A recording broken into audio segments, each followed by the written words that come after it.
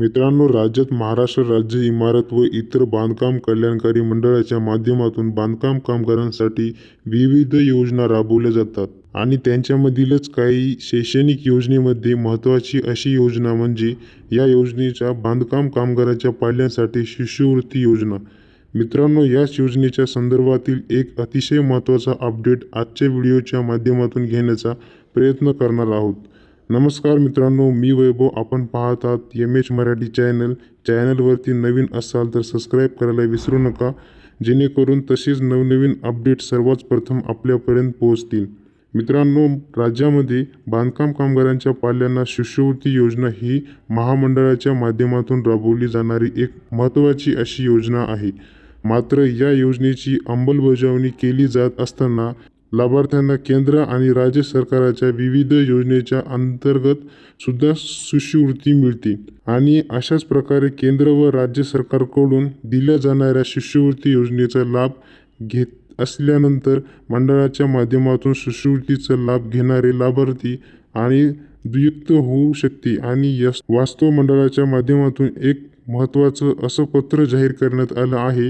या पत्राच्या माध्यमातून आपण पाहू शकता, जर लाभार्थ्यास केंद्र सरकारकडून राज्य सरकारकडून राबवण्यात येत असलेल्या योजनेचा लाभ मिळत असेल तर लाभार्थ्याची द्वित्व टाळण्यासाठी मंडळाकडून राबवण्यात येत असलेल्या योजनेचा लाभ मिळवण्यासाठी उक्त लाभार्थी पात्र असणार नाहीत. अर्थात राज्य शासनाच्या केंद्र शासनाच्या शिष्यवृत्ती योजनेचा लाभ घेणारे विद्यार्थी या शिष्यवृत्ती योजनेसाठी पात्र राहणार नाहीत आणि त्यांच्यासाठी जर लाभार्थी दुसऱ्या योजनेचा लाभ घेत नसेल तर या योजनेचा लाभ घेता येईल. मात्र या योजनेचा लाभ घेत असताना लाभार्थ्याला त्या विद्यार्थ्याला आपल्या अर्जासोबत एक घोषणापत्र जोडायचं आहे. या घोषणापत्राचा नमुना आपण या ठिकाणी पाहू शकता. मी बांधकाम कामगारांचे नाव सदर घोषणापत्राद्वारे प्रमाणित करतो की माझ्या पाल्य जे आहे असेल त्यांचं नाव याने केंद्र सरकारकडून राज्य सरकारकडून राबवण्यात येत असलेल्या कोणत्याही योजनेच्या अंतर्गत शिष्यवृत्ती योजनेचा लाभ घेतलेला नसून तर मिळवण्याकरिता अर्ज सादर केलेला आहे. तथापि लाभ घेतल्याचा आढळल्यास मंडळामार्फत लाभार्थ्याची रक्कम वसूल करून भारतीय दंड संहिते अंतर्गत मी कारवाईस पात्र राहील याची मला कल्पना आहे.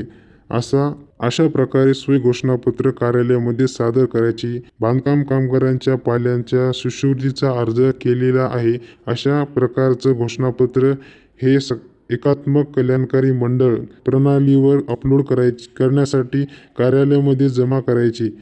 जर आपण शिष्यवृत्ती योजनेमध्ये जर लाभार्थी अर्ज केलेला असेल तर अशा प्रकारचं सोय घोषणापत्र हे अपलोड करावं लागेल आणि त्यांच्यासाठी आपण जवळच्या कार्यालयामध्ये भेटू शकता. जर मित्रांनो, अशा प्रकारे एक महत्त्वाचं असं बांधकाम कामगार योजनेच्या संदर्भातील अपडेट होतं. याच्या संदर्भातील किंवा इतर योजनेच्या संदर्भातील काही माहिती हवी असल्यास नक्कीच कमेंटमध्ये कमेंट करा. त्यांच्याबद्दल सुद्धा आपण व्हिडिओच्या माध्यमातून नक्की माहिती समजून घेण्याचा प्रयत्न करू. भेटूया नवीन माहितीसह नवीन अपडेट सोबत. धन्यवाद.